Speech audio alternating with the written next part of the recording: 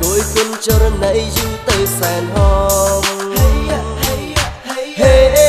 នារីសំខ្លីបងសរសើរថ្លៃសូមងាកឲ្យចំ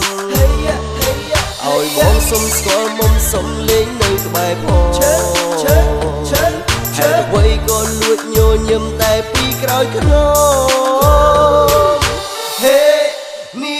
នារីសំខ្លីសំខ្លីអូនសែនល្អក៏ចឹងក៏អូនសខ្ចីកាន់ខ្លីវាលក៏សែនល្អណាស្រីបងតាគុណពីក្រោយរឿងស្រឡូនសំជាមួយនឹងជើងដៃតាំងពីកាលបងមានបំណងបងចង់បាននារីសក់ខ្លីឥឡូវនេះបានជួមបានសម្រេចនឹងក្តីស្រមៃស្រីច្មងស្រួយផ្ពាល់ខួយមរៀមដោយបាឡាក្រូចបងលួចតែមើលអូនក្នុងចិត្តចង់តែលួចយកបេះដូងយកមកធ្នមយកមកថែសុំនៅចិត្តសុំនៅក្បែរអូនស្ពាំងសំរុំអូនសំនារីខ្មែរពេលស្ពាំងស៊ីវិល័យមិនចាញ់គេនាងស្នេហ៍តគៀងសាយជាកែនក្ររួមរៀងក៏សំនឹងបងយូរទៅបានជួបមានជំនួបជាមួយនឹងស្រីបងចង់ប្រាប់ថាប៉ែតតៃបងចង់ប្រាប់ថាមាននិស្ស័យជួបថ្ងៃបងចង់ប្រាប់ថាបងស្រឡាញ់នារីដែលមានសក់ខ្លីនារីសក់ខ្លីគួយគុណចរណីយូរទៅសែនហមនារីសំខ្លីបងសរសើរថ្លៃសូមងាកឲ្យចំឲ្យបងសុំស្គាល់មុំសុំលេងនៅក្បែរផងហេតុអ្វីក៏លួចញញឹមតែពីក្រោយខ្នងនារីសំខ្លី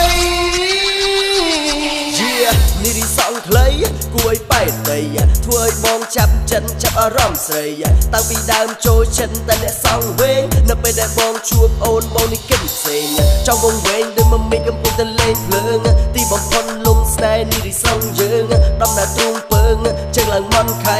អូនស្លៀកពាំងហំហួនស្ងួនស៊ីវិល័យពេលសំដីគេនិយាយមាននិស្ស័យទៅស្គាល់បងគ្រាន់តែចង់និយាយតែមិនហ៊ានប៉ាំងពាល់កុំខ្វល់ថាបំកិនអីបងចង់ទាំងតងអូនបងចូលចិនស្រីបាត់ចម្រៀងថ្មីផ្ញើជូនពីស័យជាពិសេសកំណាប់លេខពាក្យសំដីសងវែងសងខ្លីបងថាមិនថ្មីទេបងថាមិនថ្មីទេនារីសក់ខ្លីគួយគុណចរណីយូរទៅសែនហមនារីសំខ្លីបងសរសើរថ្លៃសូមងាកឲ្យចំ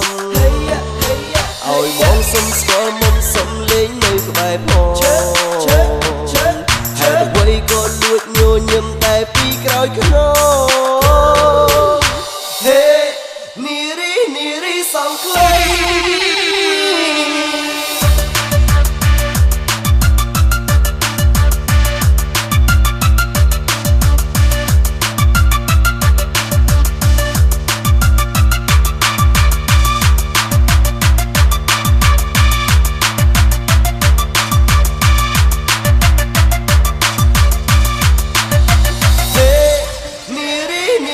សំខ្លី